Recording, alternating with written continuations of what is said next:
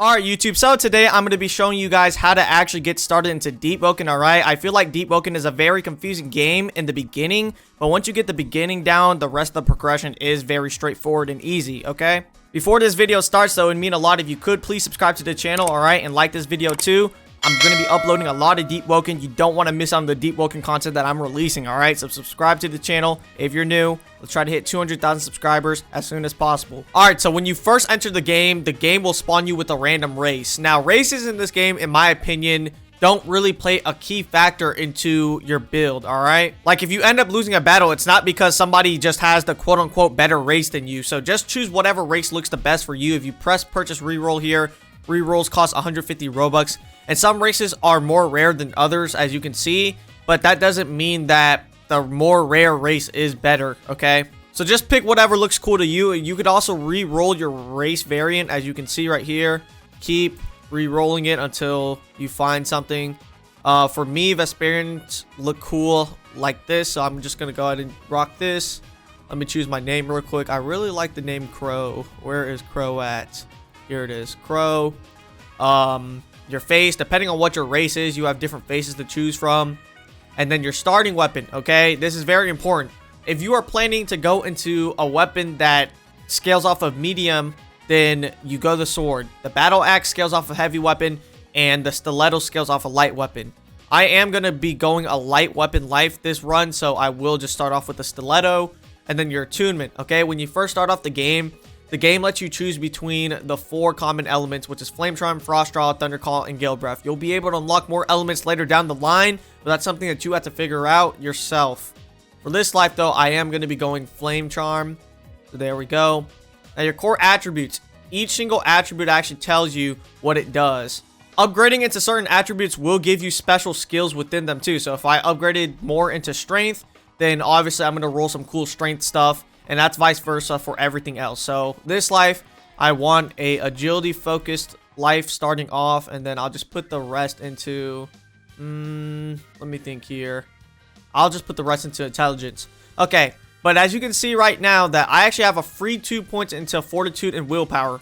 Each single race actually gives you a free 2 stat points in 2 certain stats. For me, it's going to be fortitude and willpower. For all the other races, I'm not sure. You're just going to have to figure it out yourself. But yeah, let's go on to the boons and flaws now. Like I said again, if you just simply hover over the boons and stuff like that, you can just see what they do. You can actually choose 2 flaws, by the way, if you do want 2 boons. So I'm actually going to choose 2 flaws here so I can get Maverick and Marauder. Without further ado, let's go ahead and finalize character so I can show you what to do now. Alright, so now I am finally loaded into Etris. Before we actually get started and moving, you can see right now I actually have ankle weights. Now, depending on which stat you pumped into the most, you will get a training equipment for. Ankle weights will train my agility, and since I have the most into agility right now, they gave me ankle weights for free. If you went into strength, you'll get a free set of dumbbells for free, vice versa. Okay, let's go over everything real quick. This is your blood bar. Don't let this go down. If this goes down, you die. This is your thirst bar, and this is your hunger bar. You don't want these to go down either because when they're both down, your blood bar actually starts going down and you can end up dying. Right here, this is your health bar. This is your armor. And this right here is my race ability, 100% natural armor. I'll actually show you guys how to check out what your race ability does in a bit. This is your ether bar, which is basically just your mana bar. So if you want to spam moves and stuff like that, you must have a lot of ether. And then your reservoir bar, think of it like every single time your ether actually does regenerate, it uses your reservoir bar. And when this reservoir bar hits 0, then your ether regeneration is slower. Alright, anyways, let's go ahead and show you what to do. So when you first start off the game, you want to go get armor. So you want to talk to this dude, ask him how can I earn some money. And then you just get the cash from him. Once you do actually get the cash from him, you see right here, I have 25 notes. You want to go over to this blacksmith, but before you do, you want to talk to this boy and just say, don't worry, I won't rat you out. Buy a single cloth, and then we just go ahead and choose whatever armor looks cool to you. All of them have the same stats, so it doesn't matter. You want armor earlier on so that mobs don't actually shred you. Alright, so now we're just going to make our way over to the bookstore and sit at this campfire right here. Now, as you can see, if we go to talents, you can see what your race ability does.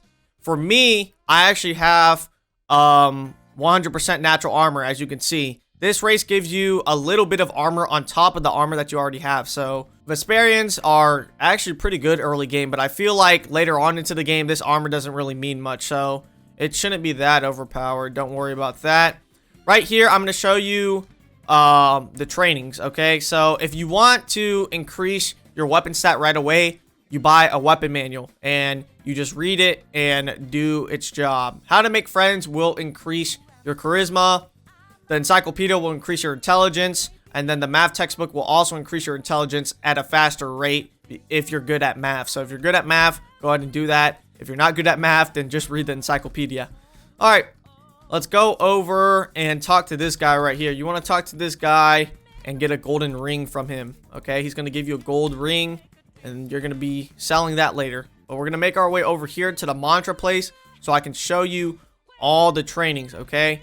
This will train your Gale Breath, Gale Cotterwill. This will train your Lightning. This will train your Frost Draw. This will train your Flame Charm. And this will train your Shadow Cast, okay? You guys are going to have to figure out how to get Shadow later on, but just know Shadow is in the game.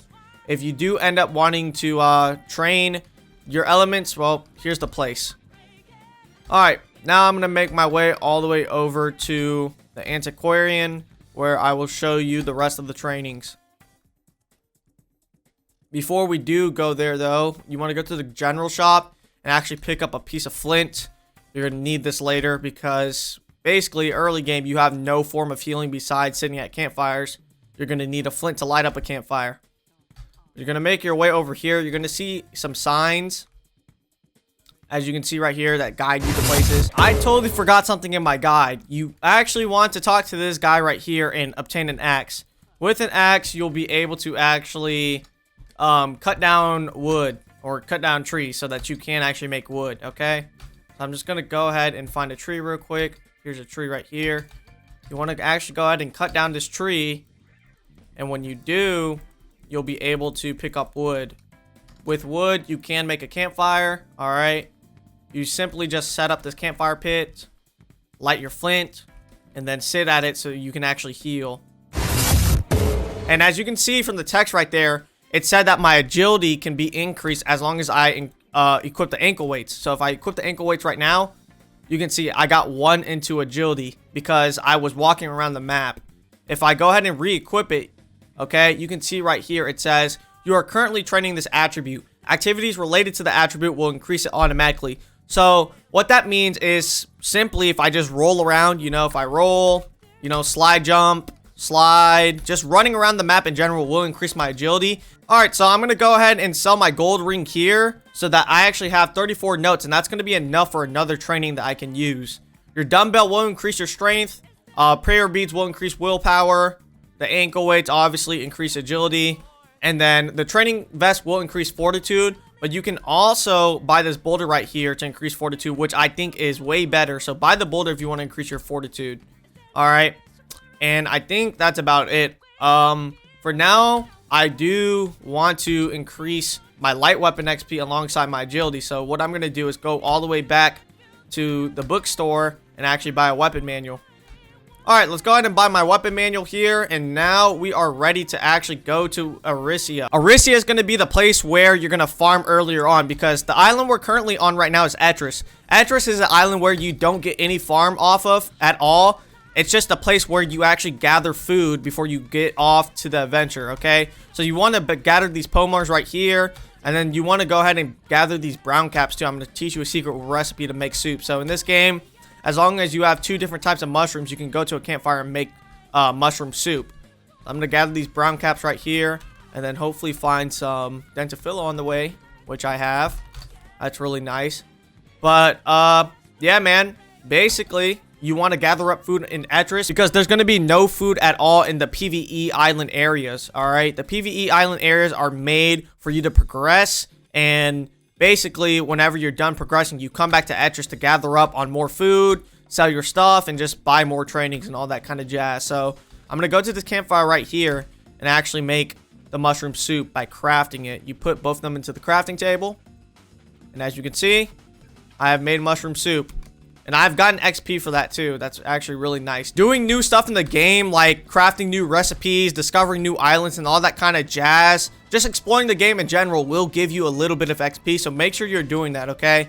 Right now, I'm going down to the docks so that I can actually take you to Aricia, which will be your beginner farming island to actually progress in this game. Alright, y'all, so before we start venturing out to the real world, I want to go over the mechanics, the combat mechanics of this game real quick, just so that you don't get your head beaten by the bandits. That's if you're a solo player. If you are playing with friends, I'm pretty sure the bandits should be pretty easy as long as you guys team up on them. If you tap F, it gives you this animation right here where you actually have parry frames. The animation is very short, and if you time it correctly, you will land a parry. This is what a parry looks like. Go ahead and hit me, Hangle. Yellow particle will come out. Big sound effect comes out. It's really nice.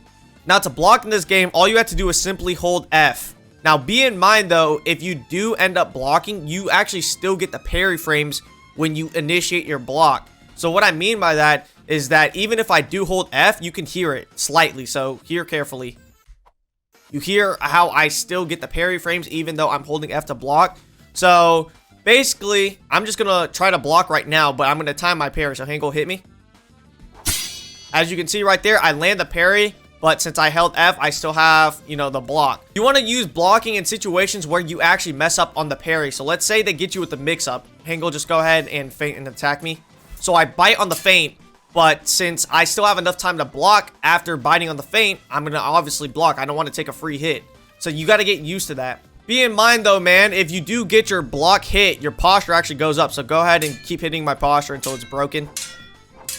And once your posture is actually broken, you're just left there, and you get some, you can get some free hits onto you. So you don't want to get your posture broken ever. To actually reduce your posture, you can actually land parry. So just go ahead and hit me like 3 times.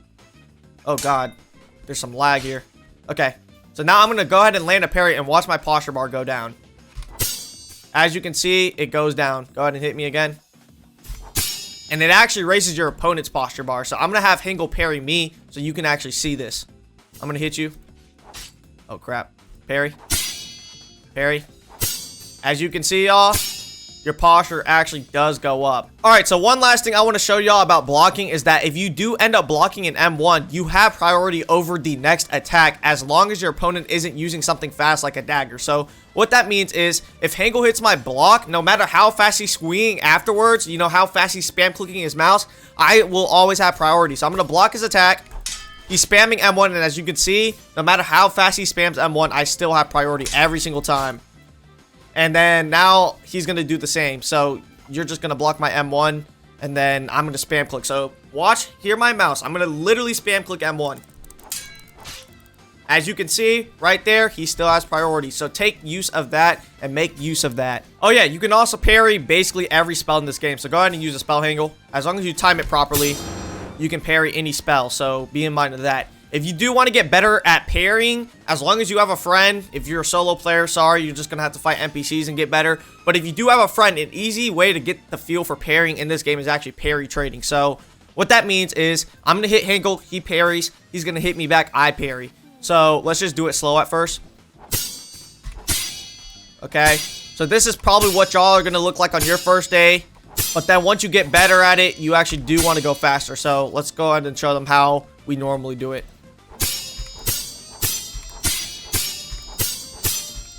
As you can see, very high pace. And I messed up. But you get my point though, man. Once you get better at it, you can just parry trade really fast and just get the feel for parrying. And then you'll end up becoming a parry demon one day maybe. Alright, so while I'm at it, I might as well show you guys and tell you guys how to actually progress in this game properly. So, as you can see right now, I actually put 2 points into my agility naturally. Now, you want to spawn this dinghy here because that's your beginner boat. But, basically, it says that I have 3 investment points left. Every single time I waste 5 investment points, I get a free level, okay? You level up every single time you put 5 investment points into your stats. Now, to level up strength really fast, all you have to do is pop the dumbbell and chop down wood. Attacking people or parrying actually does increase your strength. Your fortitude, you have to get hit so that it trains your fortitude. You guys already know how to train agility. Just naturally running around the map trains your agility. Your intelligence, however, I don't know if there's any way to actually increase it naturally. these last 3 right here, intelligence, willpower, and charisma, you basically just get the XP from completing events. So that's why we're going to Arisia right now, so I can show you guys how to complete events. Be in mind that every single stat can actually be trained by completing events. I'm just telling you right now that strength, fortitude, and agility can be completed in a multiple amount of ways, including your element stat too. So my flame charm, when I unlock a fire spell later on, using fire spells will actually increase my flame charm if I do decide to put my points into flame charm. But yeah, man, so we're about to be heading to Arisia right now. If you didn't actually take my path already, just basically follow my path into like these little like tunnels. I call them highways, water highways, and basically it's just a fast way to actually get to place. But this town that we're heading towards, well, I guess I shouldn't call it a town, but it's an area. It's going to be called Arisia. It's basically just going to be where I'm going to be progressing earlier on. Alright, so in Deepwoken, there are random events that spawn. Some events are actually automated. Like if we go to this cave right now, we might actually find the Mudskipper event. That's a guaranteed event, but most of the events in Deepwoken are actually random events. So basically, all you have to do is chill at Arisia until you find events to do. What I'm going to do right now, though, is actually go ahead and pop my weapon manual. And as you can see, it will say you feel your light weapons improving. All I had to do to improve my light weapons basically is just beat up on NPCs, people, anything. It will train my light weapon. And the Mudskipper events did spawn. So I'm going to beat up on this Mudskipper a bit. Okay. And my light weapon should be improving in a bit. So there we go. Light weapons have been increased. So I'm just going to do this Mudskipper event because it's a really good event earlier on for XP. It might take a while though because this dagger literally does no damage, man. But as you can see, I'm 1 investment point away from leveling. So if I just read this weapon manual again, I will level. Okay, watch this. There we go. And when you level, you actually get to choose cards in this game. As you can see, I can pick from cards and it gives me talents. Whatever talent looks good for you. I'm not going to tell you guys what the best talents are because honestly, in this game, you just got to figure out how you play. So your first life might not be your perfect life, but from the looks of it, it looks like I do actually want Engage. Engage gives you 5 ether and 1 posture. I really like that, so I'm going to go ahead and pick up Engage. But basically, you can see right here, when I leveled up, it reset my investment points back to 5. All I have to do now is basically just have another 5 investment points put in. So what I'm going to do is actually put on my ankle weights. Okay. Get my agility increased. And then, as you can see, it says you feel your agility improving. If I do this event alone, I should be able to get like 3 points into agility. Because like I said again, my agility doesn't have to be increased by just running around. Doing events like this will actually give XP into the stat that you're currently trying to train. I'm currently trying to train agility, as you can see. Alright, this should be the last one to grip. And when I grip this, you'll see my agility will go up for completing the event. As you can see right there. And when you actually do complete an event, a chest will spawn. These chests will actually provide you some cool stuff to sell if you choose to sell them. As you can see, I got a Warrior's Eye Patch. You can equip this onto you, but since I have a mass, it literally does nothing.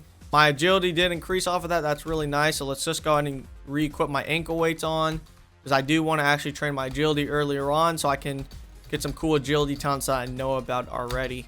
If events aren't spawning down here, y'all, by the way, you can actually go ahead and explore more upwards. I feel like I'll show you guys where you should stop earlier on, because I don't think you should be exploring too much up into Arisia, because there are some hard islands over there, or not hard islands, but there are some hard mobs more up you go. So you just want to go ahead and check up here, see if any events spawn. There's no events right now. That's fine, because there's actually another automated event that is guaranteed to spawn up here. If you actually go up these stairs right here, there will be a campfire that you can sit at. We climb up here. There will be a campfire that you sit at, but there are bandits here too. So what you want to do is, oh, as you can see right here, that's actually a random bandit event that spawned. This one right here always spawns. It's a guaranteed spawn, but that one right there is random. So I'm just going to go ahead and beat up on this bandit real quick. Quick tip, if you are a solo player and you aren't really good at the combat earlier on, you don't want to grip these bandits, because if you do, it actually alerts every other bandit. What you want to do is crouch with control, get behind them and assassinate them. And as you can see, it will one-shot the dark colored bandits, the dark outfit bandits, but the light bandits are considered the captain. So if you try to assassinate the white outfit ones, you can see right there, it doesn't actually kill them off rip. But you can just wail on them until they are dead, which he doesn't die. So I'm just going to have to beat up on him real quick. Thank you. But you'll see right here, if I grip this bandit, it alerts the other ones. That's why you don't want to grip them. But I will just beat up on his head real quick, or I guess her head. Yes, sir. Come here. This is actually my first time on dagger in a while. I totally forgot it's actually 5 hits the floors with the dagger. Alright. Wow, she's not dead yet? Just die already. Come on. There we go. Alright, so I'm just going to go ahead and grip both of these real quick. And I'm going to get 2 events completed. So that's going to be a lot of XP towards my agility. And you can see right here the chest did spawn. And it says you feel your ability and agility has potential. So completing those 2 events actually did put some XP into my agility, which is really nice. You don't want to go beyond this area though. Actually, I will show you a town where you can get water if you end up becoming thirsty. You can see right here, there's a little side town right here you can go to. And there will be a well here that you can use to drink water. So I'm just going to go ahead and replenish my thirst real quick. But from here and beyond, you don't want to touch, okay? Once you're actually a higher level, you can explore more. But for now, I recommend just sitting at this area for like your first 20 levels or so. Alright, I'm just going to go ahead and put on my ankle weight so I can get my agility up again. And as you can see, I have leveled up. So let's go ahead and check out my cards real quick. This time, I actually got Whispers. Whispers are considered your spells in this game. And as you can see, I have the choice of Flame Grab, Fire Gun, Mystery Mantra, or Roll 2. Now, I don't really like Flame Grab, and I don't really like Fire Gun, so hopefully this Mystery Fire Mantra is something I like. Please give me something good. Burning Servants. It could be better. It could be better, but, I mean, I don't mind these. Alright, so now I've actually gotten some things to sell. I do want to train my Flame Charm up now, so to train my Flame Charm, obviously, I need the Flame Charm trainer. So I have to go back to Etris and actually buy it since I didn't buy it here. So what I'm going to do is complete this event first. Let's go ahead and complete this event first. Yes, sir. And as you can see, when I use my fire spell right there, it says you feel your ability in Flame Charm has potential. So as long as I actually go back to Etris and buy the Flame Charm trainer, I should be able to get 1 stat point into my Flame Charm because I was using my Flame Charm spell. As you can see. Yes, sir. Why is this guy not dead yet? Oh, crap. I missed a dodge there. I got to tee up on times like these. I can't die here. There we go. Alright. I'm going to grip this dude now, and a chest should spawn. I don't think I get up there, huh? Oh, I actually do. Let's get it. This ruby. That's actually really nice, because rubies actually do sell for a lot. Alright. You're going to go ahead and follow me now, y'all. Whenever you guys feel like you should go back to Etris to buy whatever you need, you want to go back to Etris so that you can sell some stuff that you got from chests. So I'm going to show you the way back to Etris from here. You want to climb back up here and just follow my path.